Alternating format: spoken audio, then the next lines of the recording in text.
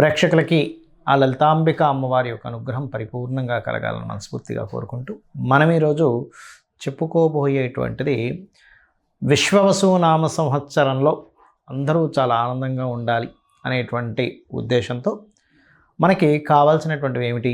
మంచి చక్కటి ఆరోగ్యం. మొట్టమొదటిగా ఆరోగ్యం కావాలంటే ప్రతి లగ్నము లేదా లగ్నం తెలియని మన రాశి వాళ్ళు ఏం చేయాలి? దాని తర్వాత ధనం మూలం ఇదం జగత్ కాబట్టి ధనం అందరికీ సమృద్ధిగా ఉండాలంటే ఏం చేయాలి? అదేవిధంగా ఒక చక్కటి గృహం కానివ్వండి, ఉద్యోగం కానివ్వండి, వ్యాపార సంబంధించినటువంటి విషయాలు కానివ్వండి, వివాహం కోసం చేసే ప్రయత్నాలు సక్సెస్ అవ్వడానికి కానివ్వండి, ఈ అంశాలు ఈ విశ్వవసునామ సంవత్సరంలో ఏ దేవీ దేవతల్ని ఆరాధిస్తే బాగుంటుంది.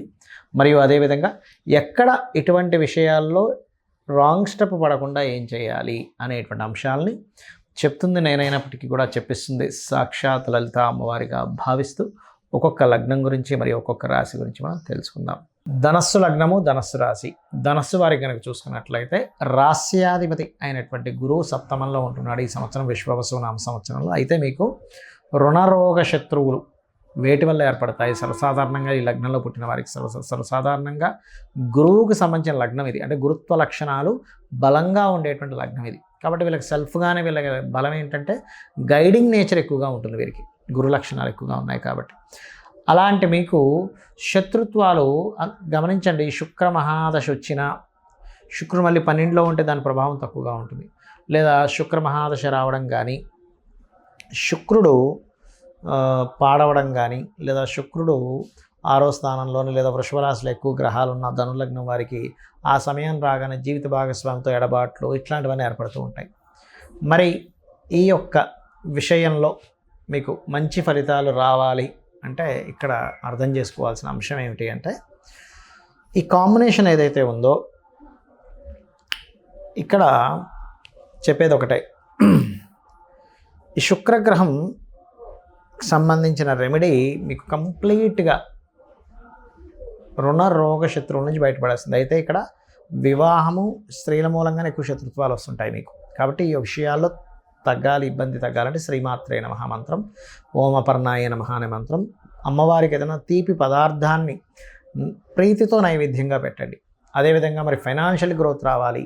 సర్వసాధారణంగా ఇప్పుడు మీకు అర్ధాష్టమ శని ప్రారంభంగా పోతుంది, గురురాశిలో ఉండేటువంటి శని. కాబట్టి మీరు ఎక్కువగా టెన్షన్ పడాల్సిన అవసరం లేదు. కాకపోతే ఏంటంటే ఇక్కడ మీకు ఫైనాన్షియల్ గ్రోత్ అనేటువంటిది గురురాశిలో ఉన్నారు కాబట్టి ఎవరికైనా నేర్పడము, సహజంగానే గురులగ్నం కాబట్టి నేర్పడము, టీచింగ్స్, కన్సల్టెన్సీస్ వీటిలో వస్తూ ఉంటుంది. కాకపోతే మీరు ఎక్కువగా శని గురు గ్రహాల దగ్గర దీపారాధన కనుక చేసినట్లయితే ఫైనాన్షియల్ గ్రోత్ కూడా పెరుగుతుంది. మరి ఉద్యోగ అవకాశాల విషయం తీసుకున్నట్లయితే కాస్త జూన్ నుంచి ఎలాగో మీకు కేతువు మారుతున్నాడు కాబట్టి నవగ్రహాల్లో ప్రధానంగా మీరు బుధ కేతు గ్రహాల దగ్గర దీపారాధన కనుక చేసినట్లయితే ఉద్యోగ అవకాశాలు బాగా వస్తాయి.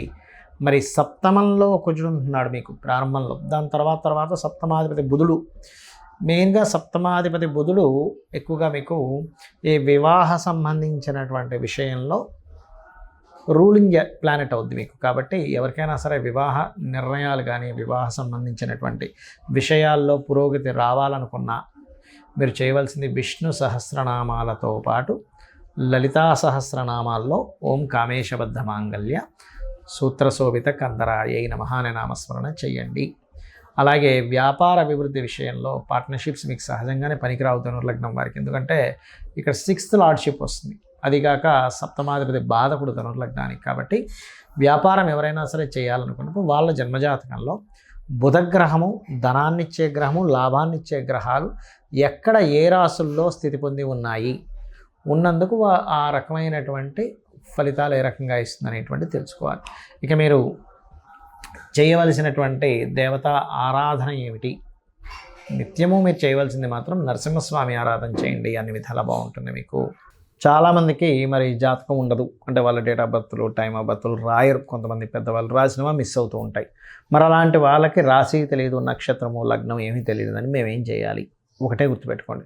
ఎందుకంటే వీళ్ళు అయోమయంలో ఉంటారు. ఏదైనా పని అవ్వకపోతే ఏళ్ళనాడు శని నడుస్తుందా, నా జాతకం తెలియదు కదా, సర్పదోషం ఉందేమో, లేకపోతే ఇంకోటి ఏదో బ్యాడ్ మహాదశ నడుస్తుందేమో అనుకుంటూ ఉంటారు. ఒకటే గుర్తుపెట్టుకోండి. మరి తెలియని వారు ఒక టెక్నిక్ పాటించి మీరు ఆ రోజుల్లో ఆ జాగ్రత్తలు తీసుకోవచ్చు. అలాగా మనకి మొత్తం వారానికి 7 రోజులు.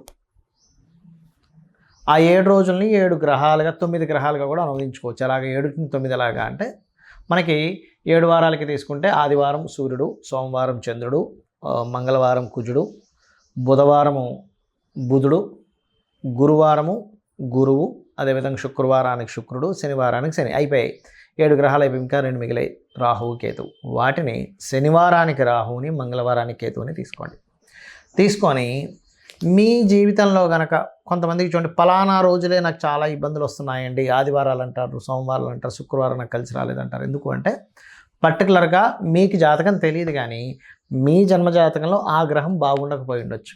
అందుకని మీరు ఏం చేస్తారు, మీకు ఏ రోజులైతే ఇబ్బందులు వస్తున్నాయో ఆ రోజులు ప్రత్యేకంగా ముఖ్యమైనటువంటి అన్ని పనులు అనట్లేదు, నిత్యం చేసే జాబులు బిజినెస్ల గురించి మాట్లాడట్లేదు, ముఖ్యమైన ఇన్సిడెంట్ అంటే ఒక అగ్రిమెంట్ రాసుకుంటాం, లేకపోతే ఒక చూడండి కొన్నిసార్లు మనం ఎవరికైనా సరే ఏదైనా అప్పు ఇవ్వడం కానీ, అప్పు తీసుకోవడం కానీ, ఒక ఇల్లు కన్స్ట్రక్షన్ కానీ, పెళ్ళి కానీ, ఒక వ్యాపారం ప్రారంభించడం కానీ, ఒక ఉద్యోగంలో జాయిన్ అవ్వడం కానీ, మీరు చిన్నప్పటి నుంచి ఒక ఆలోచన ఉంటుంది, నాకు ఎందుకో సోమవారాలు పనికి రావట్లేదండి, లేకపోతే నాకు ఎందుకో శనివారం కలిసి రాలేదండి, నాకు ఎందుకో శుక్రవారం కలిసి రాలేదండి అంటూ ఉంటారు. ఎప్పుడు నాకు ఇలా నష్టం ఆ రోజే అయిందండి అని. అలాంటివి అవాయిడ్ చేయండి, చాలా సింపుల్. ఎందుకంటే మీకు ఆ ప్లానెట్ ఆ రిజల్ట్స్ ఇస్తున్నప్పుడు ఆ రోజుల్లో ప్రారంభించడం మీకు మంచిది కాదు, ఇది బాగా అర్థం చేసుకోండి.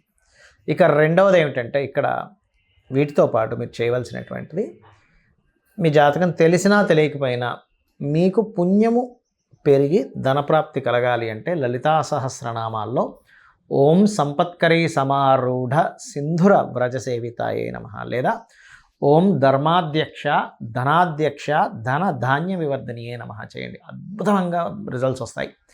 అలాగే మరి ఏమండి నాకు చాలా అప్పులు ఉన్నాయండి, నా జాతకం తెలియదు, ఏ గ్రహానికి చేసుకోవాలో తెలియట్లేదు అంటే సింపుల్గా ఏమీ లేదు, బుధవారాలు బుధగ్రహానికి, కేతుగ్రహానికి, కుజగ్రహానికి దీపం పెట్టి చక్కగా మీరు రోజుకొక్క అరగంట సేపు కనీసం ఓం అపర్ణాయే నమః అని చేస్తూ ఉండండి. చేస్తూ ఉంటే మీ యొక్క లైఫ్లో నేనేమి చేస్తే ఈ అప్పు తీరుతుంది, నేను ఎట్లా ప్రోగ్రెస్ అయితే నాకు ధనాదాయం పెరిగి ఈ అప్పుని నేను తీర్చగలుగుతాను అనేటువంటి ఒక ప్లానింగ్ అనేటువంటిది మొట్టమొదటిగా అమ్మవారు మీకు ఇవ్వడం జరుగుతుంది.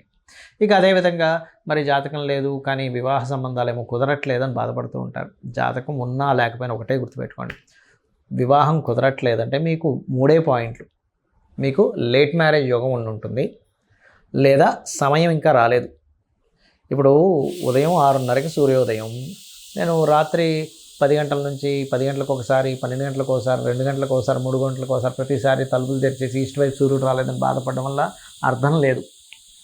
ఎలా అయితే ఉదయం 6:30కి సూర్యోదయం అవుతుందో ఆ వ్యక్తికి వివాహ గడియలు వచ్చినప్పుడు ఆటోమేటిక్గా సంబంధాలు వస్తూ ఉంటాయి. అందులో మీరు మీకు తగినటువంటి జీవిత భాగస్వామిని ఎంచుకుంటూ ఆ గడియలు ఒక్కోసారి కొంతమందికి బలంగా లేకపోవడం వల్ల ఎన్ని సంవత్సరాలు వెయిట్ చేసినా ఒక సంబంధం కూడా సెట్ అవుతుంది. అలాంటప్పుడు ఓం కామేశబద్ధ మాంగళ్య సూత్రశోభిత కందరాయై నమః అనే నామం చేసుకుంటే ఖచ్చితంగా అమ్మవారి మీద పూర్తిగా భారం వేస్తూ మీ నమ్మకాలు అంటే మీరు అమ్మవారిని నమ్ముకుంటూ మీ ప్రయత్నాలు మీరు చేసుకుంటూ వెళ్ళిపోండి.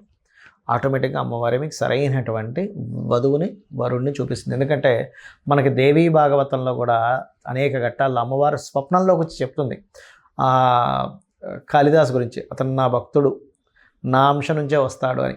అదేవిధంగా చాలా దేవీ భాగవతంలో ఉండేటువంటి చాలా వృత్తాంతాల్లో పలానా వ్యక్తులకి కల్లోకి వచ్చి చెప్పడం, ఇది చేయమని చెప్పడం అనేటువంటిది ఉంది. అంటే ఏమిటి, అమ్మవారిని ఎవరైతే నమ్ముకుంటారో, భక్తి శ్రద్ధలతో ఎవరైతే చేస్తారో వాళ్ళని చెయ్యి పట్టుకొని నడిపిస్తుంది. అయితే మీకు అనిపించవచ్చు, ఏమంటే అమ్మవారి భక్తి శ్రద్ధలు ఉన్నాయి కానీ ఎక్కడో మాకేదో కష్టం వస్తుందండి అంటే, ఇంకా పెద్ద కష్టం రావాల్సినటువంటిది చిన్న కష్టంతో అమ్మవారు తీస్తుంది. అది మనకి తెలియక చిన్న కష్టాలు కూడా అయ్యో కష్టాలు వచ్చేస్తున్నాయి, నేను రోజు పూజ చేస్తున్నాను, రోజు సంధ్యావందనం చేస్తున్నాను అనుకుంటారు. అంతకంటే ఒక 100,000 రెట్లు పెద్ద కష్టం రావాల్సింది తీసేస్తుంది. లేదా కొన్నిసార్లు అమ్మవారు ఏం చేస్తుందంటే, ఇంకా ఈ జీవుడికి ఈ జన్మచక్రంలో తిరగడం అనవసరం అని చెప్పని ఏదైతే ఉందో ఈ జన్మలోనే ఇప్పుడుండే పీరియడ్లోనే అన్నీ కంప్లీట్ అయిపోయేలా చేయించేస్తుంది కూడా. అది మనకు తెలియక అజ్ఞానంలో అయ్యో నాకు ఇంకా కష్టం ఉందేంటి, నేను ఇంకా ఇబ్బంది పడుతున్నానేంటి, అసలు భగవంతుడు ఉన్నాడా లేడా, ఇలాంటివన్నీ మనం పెట్టేసుకుంటూ ఉంటాం.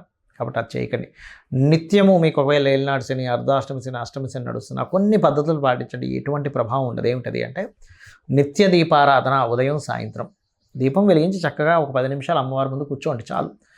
అమ్మవారిని స్మరణ చేయండి, శ్రీమాత్రే నమః సరిపోతుంది. రెండవది, మీకు దగ్గరలో ఏదైనా ఆలయం ఉన్నట్లయితే వీలున్న ఇప్పుడల్లా రోజు వెళ్ళడానికే ట్రై చేయండి. ఎప్పుడో ఒకసారి ఏదో పని పడింది ఊరు వెళ్ళాం, that is different case. But రోజు వెళ్ళడానికి ట్రై చేయండి. మీ ఆరాలో ఏదైతే ఉందో నవగ్రహాలు పనిచేసే స్థితి ఆరా మీద పనిచేస్తుంటుంది ఎక్కువగా. ఫస్ట్ ఆరా క్లియర్గా ఉంటుంది.